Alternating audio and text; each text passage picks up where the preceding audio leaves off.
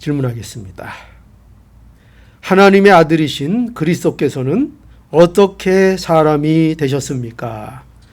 하나님의 아들이신 그리스도께서는 참 몸과 지각 있는 영혼을 취하사 성령의 권능으로 동정녀 마리아에게 잉태되어 탄생하셨으므로 사람이 되셨으나 죄는 없으십니다. 우리 지난 시간에 보면은 그는 영원하신 하나님의 아들로서 사람이 되셨다. 그렇게 돼 있죠.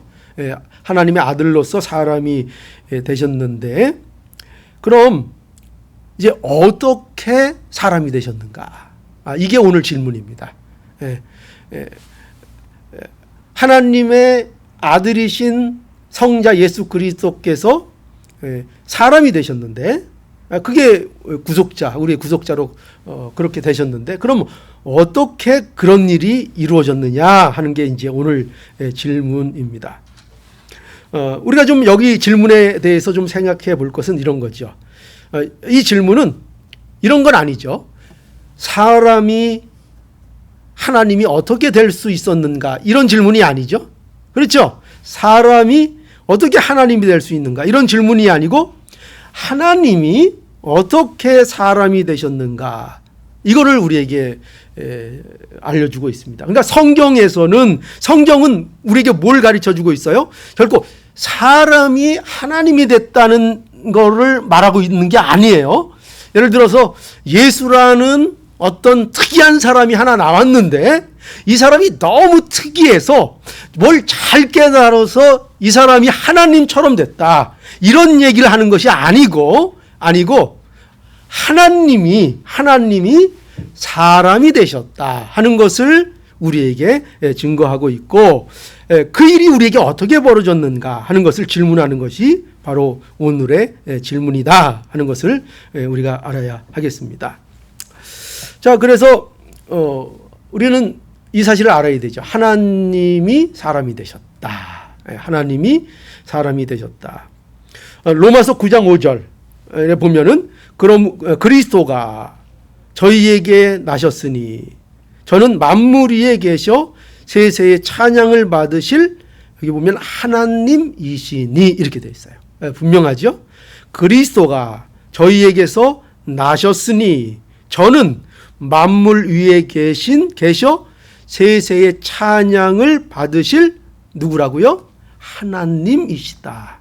분명히 증거하고 있죠. 그리스도는 하나님이시다.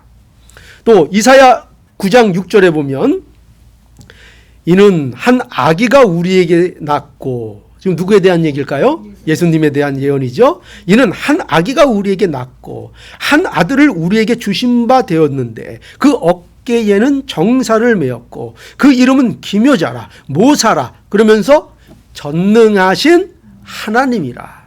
그죠? 한 아기가 날 것인데 그 아기가 곧 누구라고요? 성경이 뭐라고 분명하게 말하고 있어요. 그 그리스도가 하나님이시다. 전능하신 하나님이라. 영존하시는 아버지, 평강의 왕이라 할 것입니다. 그죠? 분명히 성경에서는 뭘 증거하고 있어요? 그리스도가 하나님이시다. 하나님의 아들이 그리스도가 되셨다. 그죠? 이거 분명하게 우리에게 말씀하고 있습니다. 자, 그럼 어떻게 하나님이 사람이 되셨는가 할 때 하나님은 이제 하나님이 하실 수 있는 특별한 방법으로 그 일을 이루셨죠. 그죠? 답이 뭡니까? 그래서 특별한 방법을 우리 봅시다. 10절 답. 자, 답을 한번 보죠. 다시 우리 함께 읽어보죠. 시작. 하나님의 아들이신 그리스도께서는 참 몸과 지각 있는 영혼을 취하사 성령의 권능으로 동정녀 마리아에게 잉태되어 탄생하심으로 사람이 되셨으나 죄는 없으시다. 아주 잘 정리하고 있죠? 예. 자, 첫 번째로 여기 보니까 어떻게 말하고 있는가 하면은 참 몸과 지각 있는 영혼을 취하심으로 사람이 되셨다. 하나님이 어떻게 사람이 되었는가? 뭘 취하셨어요? 참 몸을 취하시고 지각 있는 영혼을 취하셔서 사람이 되셨다. 이렇게 증거하고 있습니다. 그래서 우리는 첫 번째로 분명히 알아야 될 것, 하나님께서는 사람의 육신을 취하셨다. 이거 분명히 알아야 합니다. 자, 요한복음 1장 14절 볼까요? 요한복음 1장 14절. 여기 보면 말씀이 육신이 되어. 그죠? 말씀이 뭐가 되었어요? 육신이 되어. 분명히 말씀하고 있죠. 육신이 되어 우리 가운데 거하심에. 여러분, 거한다는 것은 무슨 이렇게 무슨 영적으로 임한다 이런 뜻 아니에요. 여기서는 그런 뜻이 아니라 말씀이 육신이 되어 지금 우리 가운데 거하셨다는 거예요. 그죠? 거하심에. 어떻게? 우리가 그의 영광을 보니. 그러니까 거하셔서 뭐로 볼 수 있다는 거예요? 직접 보는 거예요. 그죠? 보니 아버지의 독생자의 영광이요 은혜와 진리가 충만하더라. 그러니까 하나님께서 사람의 육신을 취하신 것은 이런 게 아니죠. 사람의 탈을 쓴 거. 하나님이 사람의 탈을 쓰고 나타나셨어요. 그런 뜻이 아니에요. 그런 뜻이 아닙니다. 아니면은 하나님이 사람의 흉내를 내신 거. 그런 게 아닙니다. 사람의 육신이 되셨다는 겁니다. 정말 육신이 되셨다는 겁니다. 어떤 육신이요? 볼 수도 있고 만질 수도 있고, 그리고 또 육신은 어때요? 우리의 육신은 긁으면 어떻게 돼요? 긁으면 아프고 상처가 나고, 그죠? 이게 육신이죠? 모든 직업. 예. 모든 직업. 감각. 감각이 있다. 너무 지각 딱 이렇게 어려운 말 쓰시니까 갑자기 제가 못 알아들었어요. 모든 지각, 그죠? 모든 감각. 육신이 느낄 수 있는 모든 감각을 가지고 계신 그 육신을 가지셨다는 거예요. 그 육신이 되셨다는 거예요. 그래서 아프고 상처나고 볼 수도 있고 만질 수도 있고, 그리고 또 오래 걸으면 피곤하고. 다리 아플까요? 안 아플까요? 예수님은 다리도 아프고 피곤하고 지치시고 먹어야 될까요? 안 먹어야 될까요? 그렇죠? 예, 먹어야 되시고 마셔야 되고.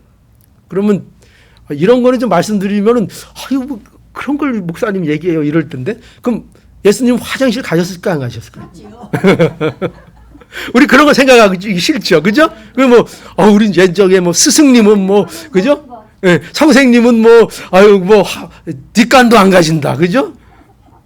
그래서 뭐 학생들이 예전에 그 선생님이 뒷간 가는 거 보고 막 너무 놀래가지고 뭐 그랬다는 얘기도 있대잖아요, 그죠?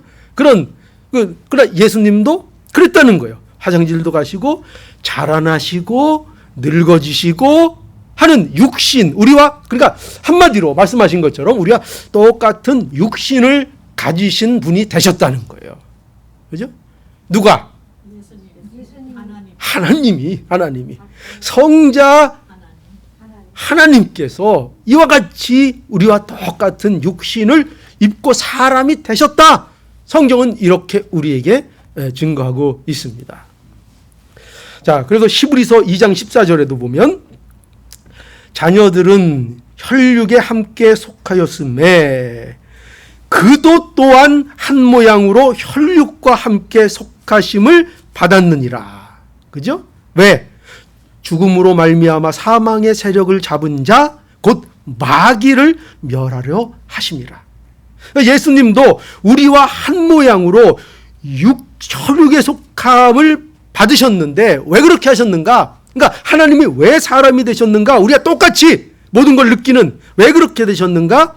뭐를 궁극적으로 경험하시기 위해서? 우리를 살리기 위해서 먼저 어떻게 하셨어요? 뭘 지셨습니까? 십자가를 지심으로 인하여 죽으심으로. 그러니까 육신을 입어야, 완전한 사람이 되셔야 죽을 수가 있죠. 하나님이시면 죽어요, 안 죽어요? 안 죽죠. 죽으려면 어떻게 돼요? 사람이 돼야 죽을 거 아니에요. 하나님께서 사람이 되셔서 죽음을 통하여 어떻게 해요? 그 죽음을 통하여 죽음을 깨트리시려고. 뭘로? 사망의 권세를 무엇로? 부활로. 그죠? 부활의 영광으로 사망의 권세를 깨기 위해서는 먼저 어떻게 되셔야 돼요? 먼저 죽으셔야 되는 거예요. 그죠? 그래서 먼저 죽으셔서 그 사망의 권세로부터 예수님께서 부활하셔서 마귀의 권세를 깨트려 마귀를 꼼짝없이 그 머리를 깨트려 버리신 거예요. 그죠? 자, 그래서 예수 그리스도께서 이처럼 혈육에 속하셨다 하는 것입니다. 그런데 또한 예수님이 사람이 되셨다는 것은요, 이렇게 60만 몸만 사람이 되신 것이 아니라 지각 있는 영혼을 취하셨다 는 것입니다. 사람은 영적인 존재죠. 영혼이 있죠. 우리 육신만 가지고 사람이라고 안 그러죠. 우리 영혼과 총체적으로 우리를 사람이라 이러는 것입니다. 그러니까 영혼이 빠진 거면 그 사람이라고 말할 수가 없어요. 예, 그렇죠. 그래서 사람이 되셨다는 것은 바로 사람과 똑같은 영혼까지 취하셨다. 완전히 전인격적인 존재가 되셨다는 거예요. 사람이 뭘 느끼죠? 감정을 갖고 있잖아요. 사람이 지식을 갖고 있죠. 의지를 갖고 있죠. 종합적인 인격적인 활동을 하죠. 그것처럼 우리 하나님께서 인간이 되셔서 똑같이 그 모든 감정과 아는 것과 의지적인 활동을 하는 그런 존재가 되셨다는 거예요. 그런 사람이 되신 거예요. 그래서 여러분, 예수님도 고민이 있으셨을까요? 없으셨을까요? 그 고민하셨죠. 그죠? 예수님도 심히 고민할 때 고민하셨습니다. 마태복음 26장 38절, 이에 이르시되 내 마음이 심히 고민하여 죽게 되었으니 너희는 여기 머물러 나와 함께 깨어 있으라. 그러니까 예수님께서 십자가를 앞두시고 그 마음에 고민이 있으셨어요? 없으셨어요? 있으셨어요. 뭐 예수님이 하나님이니까 고민도 없고 그런 것이 아니라 하나님, 이 잔이 두렵습니다. 이 잔 가능하면 저한테 없게 해주시옵소서라는 기도도 예수님께서 하셨어요. 그러나 궁극적으로, 그러한 가운데서도 예수님께서는 결국 어떤 기도를 하셨습니까? 누구의 뜻대로 되게 해달라고?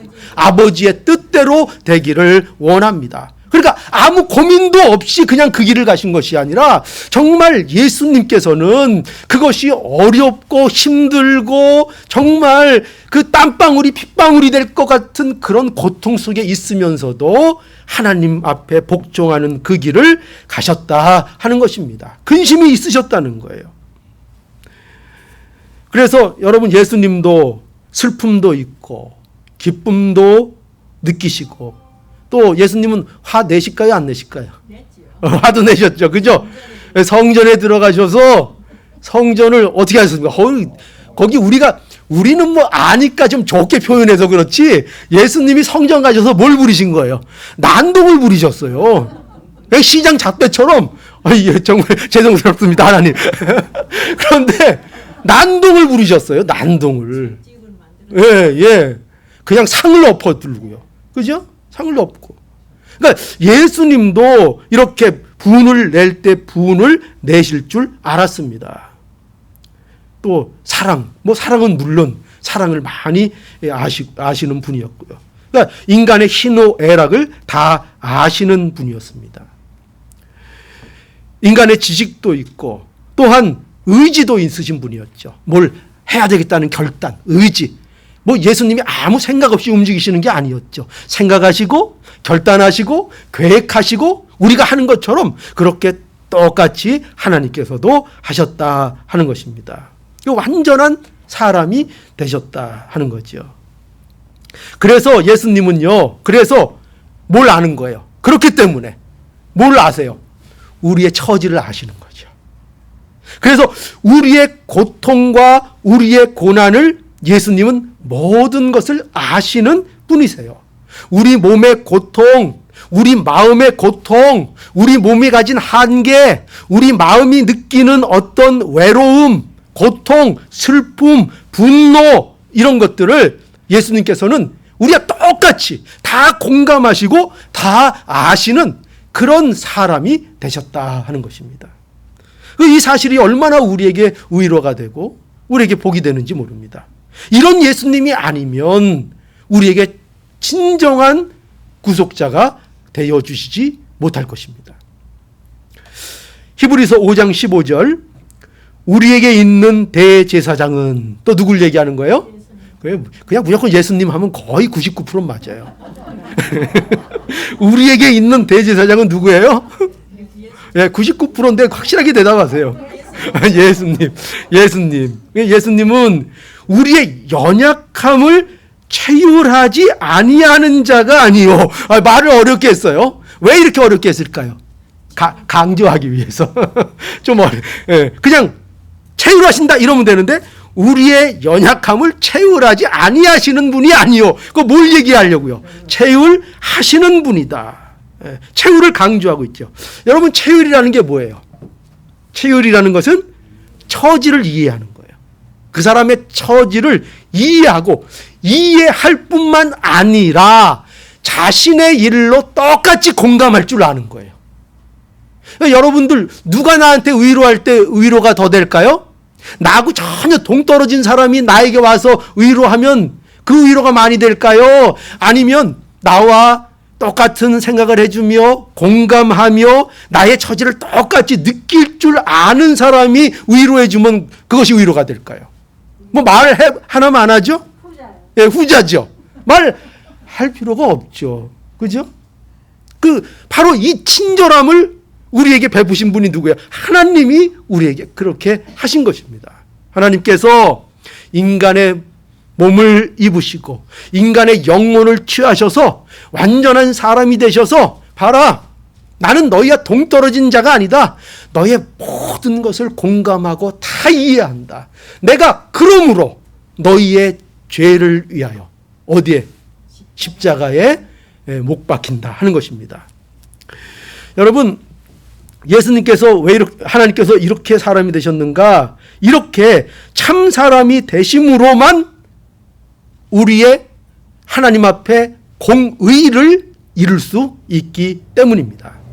하나님 앞에 공의를 이루어 드려야 되는 거예요. 하나님께서 우리에게 사랑을 베푸셔야 되는데 그 사랑을 그냥 베푸시는 것이 아니라 반드시 공의와 함께 사랑을 베푸셔야 되는 거예요. 그런데 그 공의를 누구를 통해서 성취하시고 이루시는가? 물론 예수 그리스도를 통해서 하나님의 사랑을 확증시켜 주시지만 그 확증을 시키기 위해서 반드시 하나님의 공의를 만족해 드려야 되는 거예요. 그래서 이 공의는 인간의 죄를 인간이 감당해야 하는 거예요. 그죠? 보세요. 뭐가 공의예요? 뭐가 바른 거예요? 인간의 죄는 인간이 감당해야 돼요. 내 죄는 내가 감당해야 되는 게 그게 옳은 거예요. 그러나 여러분, 우리가 알다시피 인간 중에는 인간의 죄를 치를 능력을 가진 사람이 있다고요? 없다고요? 없습니다. 아무도 없습니다. 그러므로 어떻게 할 수밖에 없어요? 하나님이 사람이 되셔야 하는 것입니다. 하나님이 사람이 되셔서 예수 그리스도 의에, 그 한 의에 양성, 즉 신성과 인성을 가지신 하나님이 되셔서 그 하나님께서 공의를 온전히 이루어 주셨다 하는 것입니다. 그죠? 이것이 예수 그리스도의 십자가에서 우리에게 일어난 것입니다. 우리의 신앙은 바로 이거를 믿는 거죠. 우리의 신앙은 바로 이 하나님, 어떤 하나님? 참 하나님이신데 참 사람이신 그 구속자를 믿는 것이고, 바로 이 사람이신 예수 그리스도가 우리를 위해서 십자가를 지셨다는 것. 즉, 다시 정리하죠. 하나님께서 참 사람이 되셔서 우리를 위해서 십자가를 지셨다. 이거를 믿는 겁니다. 그죠? 우리가 이거를 믿는 신앙, 이것이 바로 기독교 신앙인 것을 알아야 하겠습니다. 자, 그러면 이렇게 하나님께서 사람이 되셨는데 몸과 영혼을 취하셨는데, 그러면 어떤 방식으로 또한 이것을 이루셨는가 할 때 이제 그것을 뭐라고 말씀하고 있는가 하면은 뭐라고 되어 있습니까? 두 번째로. 그 다음 우리 한번 보죠. 그 다음에 뭐라고 돼 있습니까? 성령의 권능으로. 예, 계속해서 말씀해 주세요. 성령의 권능으로 동정녀 마리아에게 잉태되어 탄생하심으로 사람이 되셨다. 예, 거기까지요. 죄는 없다는 조금 뒤에 하고 예, 자, 어떻게 사람이 되셨는가? 어떻게 사람의 몸과 영혼을 취하는 일을 하나님께서 하셨는가 할 때 성령의 권능으로 동정녀 마리아에게 잉태되어 탄생하심으로 사람이 되셨다. 이렇게 말씀하고 있죠. 그래서 아까 우리 읽은 대로 누가복음 1장 31절 보라 내가 수태하여 아들을 낳으리니 그 이름을 예수라 하리라. 35절 천사가 대답하여 가로되 성령이 내게 임하고 지극히 높으신 이의 능력이 너를 덮으리니 이러므로 나실 바 거룩한 자는 하나님의 아들이라 일컬어지리라. 예, 여기도 성령으로 잉태될 것. 마태복음 1장 18절 예수 그리스도의 나심은 이러하니라. 그 모친 마리아가 요셉과 정혼하고 동거하기 전에, 여기 이제 이걸 강조하고 있죠. 마태는 동거하기 전에 성령으로 잉태된 것이 나타났더니, 또 20절에 다윗의 자손 요셉아 내 아내 마리아 데려오기를 무서워 말라. 저에게 잉태된 자는 성령으로 된 것이니라. 자, 이러한 동정녀 탄생이 어디에 예언되어 있어요? 창세기 3장 15절. 그죠? 우리 한번 볼까요? 창세기 3장 15절에 뭐라고 되어 있어요? 내가 너로 여자의 원수가 되게 하고 너의 후손도 여자의 후손과 원수가 되게 하리니 여자의 후손은 뭐라고 되어 있어요? 내 머리를 상하게 할 것이요 너는 그의 발꿈치를 상하게 할 것이니라. 예, 창세기 3장 15절. 우리가 소위 이것을 원시복음이라 이렇게들도 얘기하는데 여기 여자의 후손 이렇게 돼 있죠. 여자의 후손. 이게 뭘 얘기하는 거예요? 마리아, 여자에게. 왜 그렇죠? 왜 여자의 후손이죠? 예, 그 남자가 없이. 그런데 유대 족보에는 자식을 누가 낳는 거로 기록되는가 하면은 아버지가 낳는 거로 기록돼요. 그게 유대 족보법이에요. 그런데 어떻게 된다고요? 여자의 후손으로 나올 것이다. 이렇게 예언되어 있는 것입니다. 그러니까 동정녀를 통한 잉태를 말씀하고 있는 거죠. 갈라디아서 4장 4절 때가 참에 이 예언이, 그죠? 이와 같은 하나님의 예언이 갈라디아서 4장 4절에 보면 때가 참에 하나님이 그 아들을 보내사 여자에게서 나게 하시고, 그죠? 예. 그래서 어떻게 몸과 영혼을 취하게 하셨는가? 이게 하나님의 방법이라는 거죠. 성령을 통하여 동정녀 마리아에게 잉태되어 여자의 마리아의 복중에 잉태되어 그 혈과 육을 가진 사람으로 그 태중에서 자라나게 하심으로 몸과 영혼을 취하도록 하셨다 하는 것입니다. 얼마나 놀랍습니까? 그죠? 믿는 게 우리 믿는 사람의 믿음이지요. 그렇죠. 바로 이 믿음이 우리가 믿는 예수 그리스도를 우리의 구속자로 믿는 믿음의 하나의 또한 핵심적인 내용이라고 우리는 알고 있어야 됩니다. 그래서 현대 신학은요, 이 자유주의 신학자들은 이 동정녀 탄생부터 믿지 않습니다. 이걸 믿지 않습니다. 그래서 그냥 사람으로 그냥 요셉과 마리아 사이에서 태어난 뭐 이든지 아니면 뭐 다른 그런 신학도 있어요? 예, 그런 신학도 있습니다. 오 마이 갓. 예. 그러니까 우리가 그러니까 우리가 이런 것들을 그게 우리는 워낙 우리가 잘 배워서 그렇지 지금 많은 교회들은요, 그리고 많은 세상 사람들은요 이것을 더 아주 매력적으로 다 받아들입니다. 왜냐하면 세상의 지식에는 이게 다 더 합리적이 안 합리적이에요. 이게 더 과학적이잖아요. 어떻게 이런 일이 있을 수 있어요? 어떻게 동정녀 탄생이라는 일이 세상에 일어날 수가 있어요? 그러니까 하나님을 믿는다고 하지만 동정녀 탄생이라는 이 성경의 진리는 받아들이질 못해요. 그러니까 그것도 참 웃기죠. 하나님을 믿는데 그건 못 믿어요. 그 참 이상한 거예요. 그죠?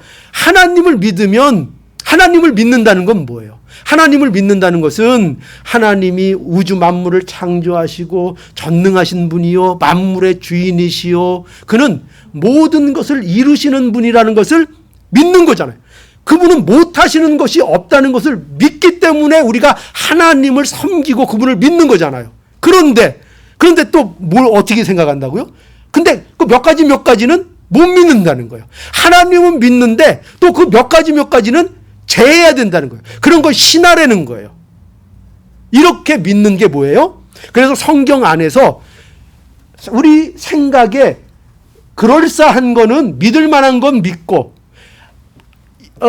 좀 믿을 수 없다고 느껴지는 거는 안 믿고 이게 뭐예요? 이게 쉽게 얘기하면 현대 자유주의 신학이에요. 자유주의 신학. 그래서 믿음도 뭐예요? 구원도 뭐로 생각하는가? 구원도 하나님이 우리를 구원해 주시는 이런 영적인 구원을 얘기하는 것이 아니라 그 자유주의자들이 생각하는 구원은 뭐냐면 인간이 자기가 이렇게 그 개발되는 거예요. 자기가 도덕적으로 윤리적으로 그래서 뭔가 탁월한 사람의 경지에 올라가는 것이 구원인 거예요. 그래서 어디 가든지 자기 생활에 만족하고 뭐 또 일 열심히 하면서 내게 주어진 것 하루하루 열심히 살고 그러면 이게 천국이지. 이러면 옳은 말 같죠? 아니요. 이게 옳은 게 아니에요. 이게 기독교가 아니에요. 이거는 그저 세상 사람들이 답이 없어서 내린 결론이에요. 어떻게 우리가 살아야 되느냐? 뭐 다른 거 특별한 거 있어? 사는 게 뭐 있어? 그냥 내게 주어진 일에 충실하고 그냥 뭐 내게 주어진 거에 감사하고 하루하루 주어진 일에 열심히 하고 그렇게 살고 그러다가 그냥 죽으면 뭐 그냥 끝나는 거지. 그렇게 하루하루 열심히 사는 게 그게 천국이야. 그러면서 자기를 의로 하는 단계에서 끝나는 거예요. 끝나는 거. 그게 세상 사람들이 할 수 있는 전부예요. 왜? 그 이상을 못 믿으니까. 하나님이 계신 것과 그분이 우리를 구원하시고 천국이 있고 우리에게 영원한 삶이 있고 이것을 인정 못하니까.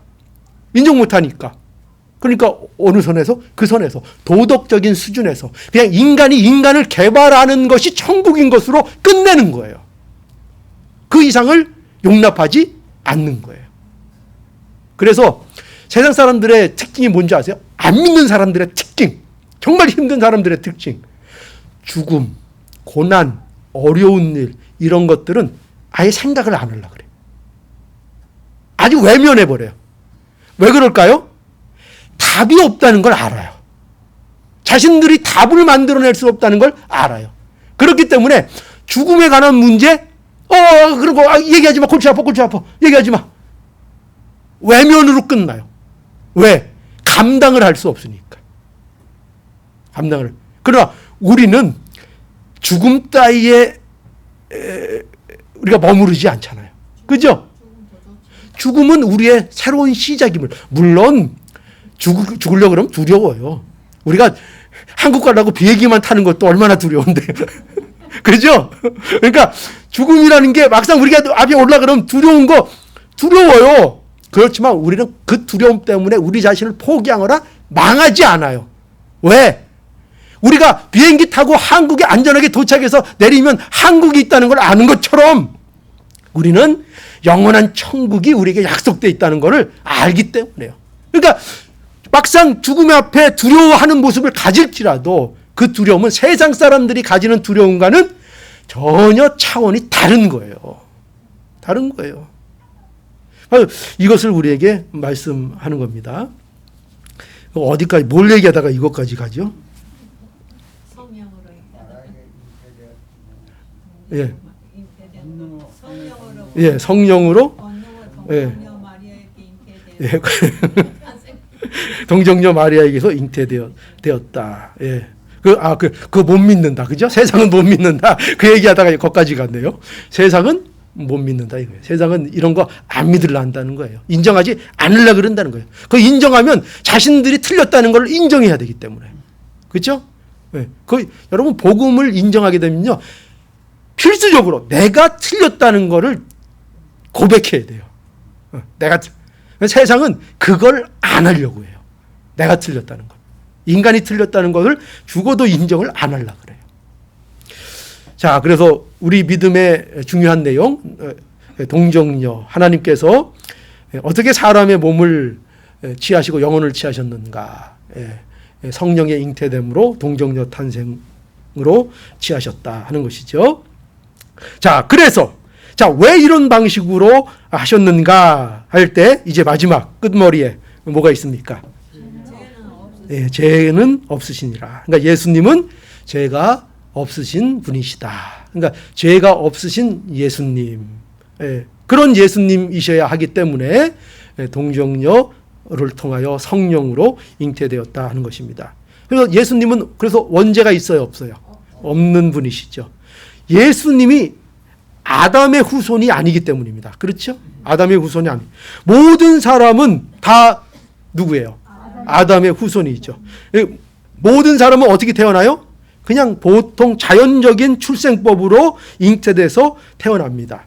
그런 모든 사람에게는 원죄라는 것에서 자유롭지 않지요. 그러나 예수님은 성령의 권능으로 잉태되어 탄생하셔서 이 원죄가 없고, 그리고 세상을 사실 때에도 그 어떤 시험이 와도 죄가 있으셨다 없으셨다? 없으셨다. 분명히 말씀하고 있죠. 히브리서 4장 15절 한번 벌써 찾으셨어요? 그럼 한번 읽어보세요. 우리에게 있는 대제사장은 우리 연약함을 체험하지 아니하는 자가 아니요 모든 일에 우리와 한결같이 시험을 받는 자로되 죄는 없으시니라. 아멘. 예.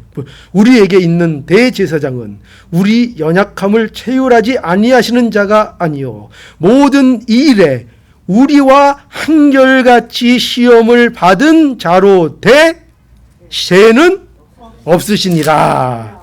분명히 그렇게 말씀하고 있죠. 그죠? 예수님은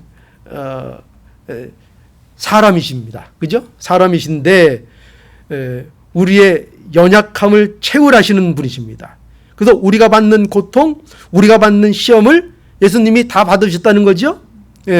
하나님의 진노의 잔을 예수님이 받으셨습니까? 안 받으셨습니까? 받으셨죠.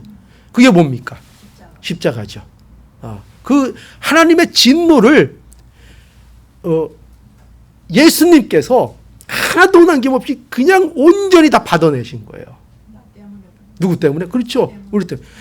예수님이 그 진노를 다 받아내시지 않았으면 남은 진노가 있다면 그 진노가 누구에게 오겠어요? 우리에게 올 수밖에 없어요. 그런데 하나님께서 그 진노를 온전히 다 받아내셨습니다. 얼마나 그게 고통스러우시겠어요. 그죠? 말도 못하는 거죠. 이거는 여러분 어떤 고통을 비교하면 될까요? 어린아이가 부모의 품에서 강제로 띄어질 때 그 아이가 느끼는 고통, 부모와 쌍이별하는 고통, 그런 걸 좀 비유를 하면 될까요? 네. 그것도 약간 세상에서 비유할 게 하나도 없어요. 비유할 게 없죠. 그래도 굳이 찾자면 굳이 찾자면 그거보다 더 좋은 비유가 있을까요? 잉태되는 게 그렇게 아이 낳는 거. 아이 날 때 고통. 예. 아이 그 보편적이지가 않네요. 남자들은 잘 몰라서. 예. 또 화형당하는 고통, 그런 것도 있고, 그죠? 화상 고통이 제일 심하대요. 예. 또 하여튼 그런 고통. 예. 자, 그런 고통을 예수 그리스도께서 우리를 대신하여 다 받으셨는데, 그런데 중요한 건 뭐라고요? 그런데 그런 가운데서도 죄를 범하지 아니하셨다. 누굴 원망하거나 누구를 탓하거나 누굴 욕하거나 그런 거 일체 예수님은 하지 않으셨다. 히브리서 그래서 7장 26절 이러한 대제사장은 우리에게 합당하니 거룩하고 악이 없고 더러움이 없고 죄인에게서 떠나 계시고 하늘보다 높이 되신 자라. 그죠? 예수님에 대한 표현이죠. 자, 성경은 이렇게 하나님이 어떻게 사람이 되셨는지를 분명히 우리에게 알려주고 있습니다. 우리는 하나님께서 우리의 구속자가 되기 위하여 사람이 되셔서 우리 대신하여 십자가를 지신 것과 부활하시어 지금도 어디에 계시다? 하늘 보좌에 참 신이시며 참 인간으로서. 그러니까 지금 예수님은 우리의 모든 일들에 대해서 다 공감하시고 있어요, 없어요? 다 있죠. 그냥 하나님으로만 계신 게 아니에요. 신으로만 지금 하늘 보좌에 계신 게 아니라 참 인간으로서도 계시다고요. 그래서 우리가 겪는 모든 아픔과 고통, 우리 마음구석에 있는 슬픔 다 채울하시고 알고 계시는 그 하나님으로 지금 하늘에 계세요. 우리를 돌보시고 오늘도 위로하시고 때때로 찾아오시고, 그래서 말씀을 기울여 잘 듣고 기도하고 이런 자에게 분명히 하나님께서 위로를 주실까요, 안 주실까요? 그 마음에 위로를 주시고 답을 주시고 격려를 주세요. 그러니 이 하나님을 우리가 믿고 참 신이시며 참 하나님으로 사람으로 오신 우리 예수 그리스도 보내주신 우리 하나님께 오늘도 감사하는 복된 신앙들이 되시기를 간절히 바랍니다. 기도하시겠습니다.